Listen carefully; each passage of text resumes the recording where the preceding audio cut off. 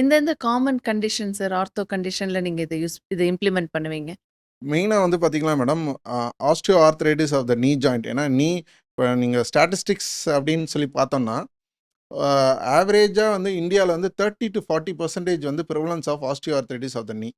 ஆனா வந்து பார்த்தீங்கன்னா, இது வந்து ஆன் பேப்பர் தான்.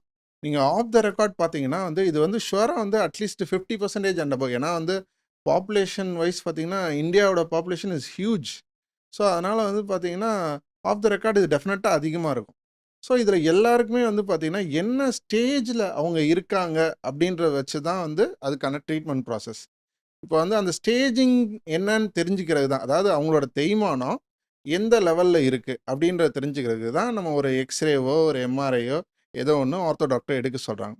அதுலயும் வந்து பார்த்தீங்கன்னா, கிளியர் கட் இது இருக்கு. புக்ஸ்ல ஸ்டாண்டர்ட் டெக்ஸ்ட் புக்ஸ்ல வந்து கிளியர் கட் கைட்லைன்ஸ் இருக்கு. என்ன சொல்றாங்க? இப்போ உங்களுக்கு பிகினிங் ஸ்டேஜ் வெறும் மாத்திரை மருந்து. ஆனா அதை விட முக்கியம் உங்களோட வாழ்க்கை முறை ஆ மாற்றம். உங்க life life style style changes சேஞ்ச மாத்து. நீங்க பண்ணணும். ஆனா நம்ம மக்கள் என்ன பண்றாங்க? மாத்திரை மாத்திரை மருந்த மருந்து மட்டும் சாப்பிடும். சாப்பிட்டுட்டு அந்த லைஃப் லைஃப் ஸ்டைல் ஸ்டைல் சேஞ்ச மாத்தர். சுத்தமா விட்டுர்றாங்க. ஸோ ஆனா அதோட பிரைமரி ஃபோக்கஸே நம்மளோட லைஃப் ஸ்டைல் சேஞ்சில தான் இருக்கு. அண்ட் அடுத்த கிரேடுக்கு ப்ராக்ரஸ் ஆயிருது. இன்ஃபேக்ட் இத வந்து நம்ம மக்கள் வந்து நெறைய பேர் பண்ண தவறிடுறாங்க. இன்னொரு மேஜர் விஷயம் இப்போ வந்து பார்த்தீங்கன்னா, இந்த வாழ்க்கை முறை மாற்றம்ல வந்து பார்த்தீங்கன்னா, லேக் ஆஃப் பிசிக்கல் ஆக்டிவிட்டி, இந்த ஃபாஸ்ட் ஃபுட் கலாச்சாரம்